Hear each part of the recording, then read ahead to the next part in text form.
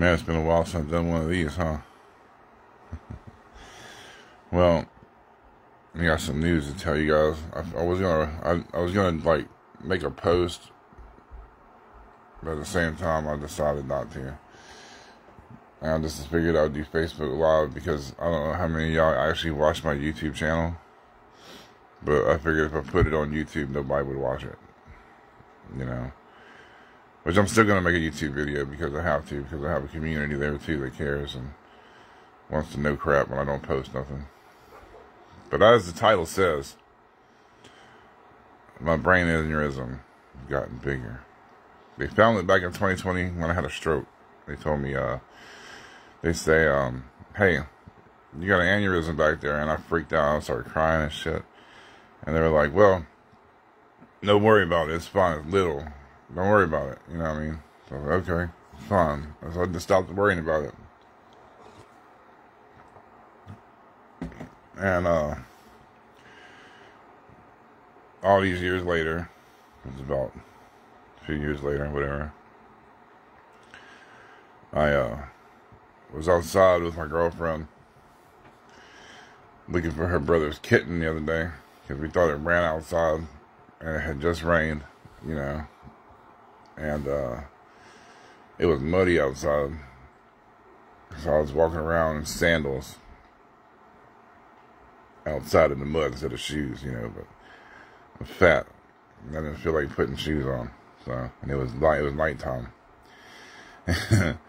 And anyway, like, went out there and looking for this cat, and all I had was my phone flashlight, you know.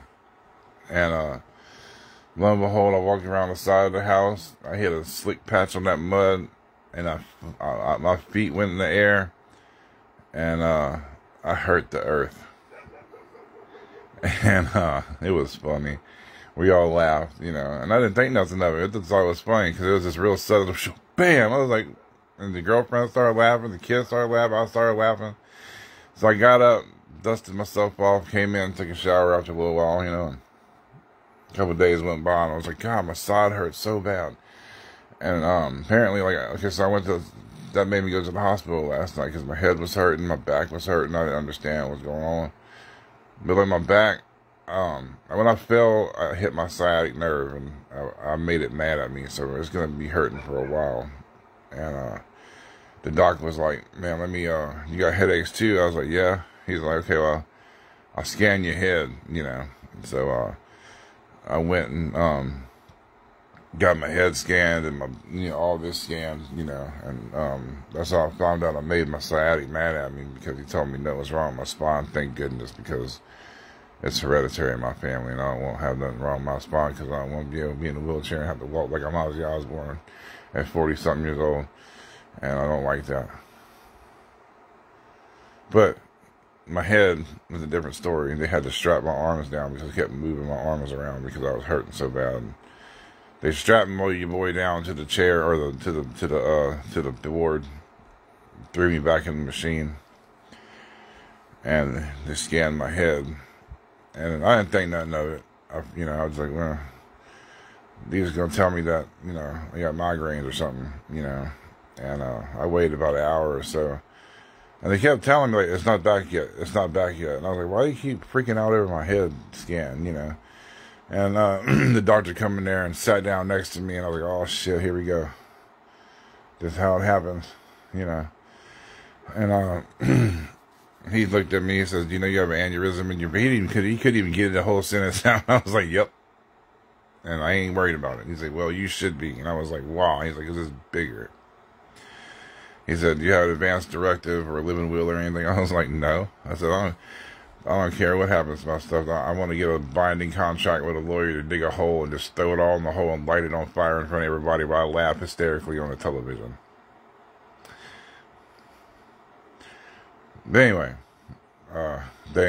seriously, like, it's big, you know. It was not like super big, super big, but it's like, I think the paper said 1.6 to 2 centimeter, and he told me that it'd be good to have a coil surgery see my doctor do that for me so I can be normal.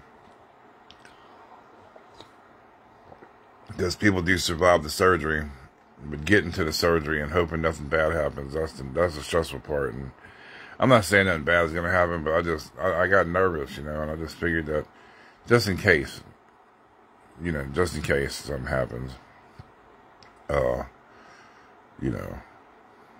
know. And so that way, if something happens and I'm laying like this somewhere, y'all be like, oh, it happened. Charlie, all right. Charlie went to the big guitar man in the sky, He's up there playing with Don Bagdero and Jimi Hendrix. Chuck Shoulder is giving me lessons playing real death metal, But, anyway, I want everybody to know that I should be okay, but I'm just nervous, and I guess that's normal human reactions to be nervous, Not as bad as this bad boy. Like Elizabeth was telling me last night, if I survive that, I can survive this, so she's right. I'm a tough cookie. And I want everybody to know I do love y'all, and I do appreciate everybody. And thanks for watching.